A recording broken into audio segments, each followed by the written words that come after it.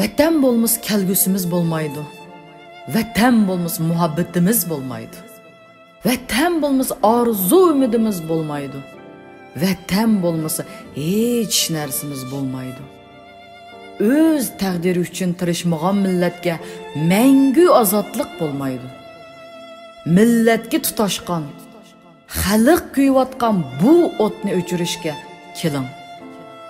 Keling, siz, biz va ular hammamiz birlikda qushqoch og'zida suv to'shganchilik bo'lsa-mu, suv to'shib o'chirishga harakat qilaylik.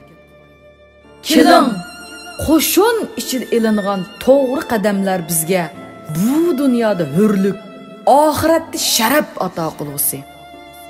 Keling, so'roq savol, qiyin qistoqda begunoh o'ldirilayotgan mohiralar, tursunjonlar uchun keling. Keling, ishki a'zolari elvinish uchun o'ldirilayotgan son sanoqsiz shahidlarimiz uchun keling. Keling, nomi va nopusini va qalbini xitoylashtirilgan sabiylarimiz uchun keling. Keling, ota-onasi tutilib, boqqutsiz o't yalqonlari ichida och to'lg'inlayotgan norisida sabiylarimiz uchun keling. Assalomu alaykum vatandoshlar. Oldimizda 10-sentabr Danhaq shahrida parlament oldida cho'ng tiplik namoyish o'tkazilmoqchi. Bu sababdan Gollandiyadagi barliq Uyg'ur qarindoshlarni namoyishga chaqiramiz.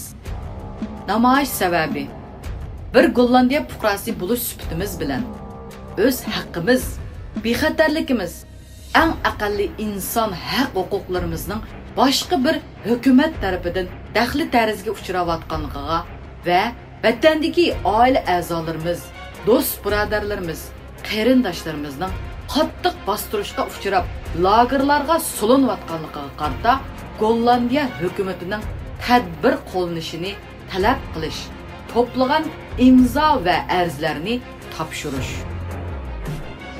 Bu arzlar parlament tarafidan qabul qilinadi. Ham parlament a'zolari biz bilan ko'rishadi. Mana shu kuni vatandagi zulmga qarshi turgan har bir Uyg'ur shu maydonda hozirlanishimiz, mushu arzlarning rostligiga shohid bo'lib, o'z haqqimizni talab qilishimiz kerak. Hozirgidek butun dunyo diqqati bizga qaralgan. Biz uchun harakatga o'tgan. Halqiliq paytlarda biz fursatni qo'ldan bermasligimiz ham boshqa millatdan bo'lgan insonparvar kishilar biz uchun kuchayotgan yerda har bir men Uyg'ur degichi texmi to'liq hozir bo'lishimiz kerak. Biz shu igichaqsiz qolganlar uchun dast turmasak, bu dunyoda yegan loqmalarimiz harom. U dunyoda do'zaxga bo'lamiz. Lagerlar masalasi butun dunyoga anlatilgan va butun dunyoning g'azabiga uchirgan. Hatto Amerika parlament a'zolari lagerlarni taqash va Uyg'urlar ustidan qirg'inchilik elib borgan Xitoy rahbarlarini jazolashni talab qilgan bu paytda da'voyimizning haqli da'vo ekanligini o'z isbotimiz bilan dunyoga ko'rsatolmasak, xuddi Rohingyadagi musulmonlarning qirg'inchiligi ko'zdan soqit bo'lgandek, vaqtning o'tishi bilan da'voyimiz dunyo tarafidan unutilishi va bizdek millatning ahuzariga dunyo endi mangu quloq solmasligi mumkin. Bugun Uyg'ur uchun fursat. Da'voyimizning natijalik bo'lishi, vatanimizga zulm ostidagi xalqimizning hurligi uchun yaratquchimiz oldimizga elib kelgan bu fursatlarni bekor o'tkazmayli.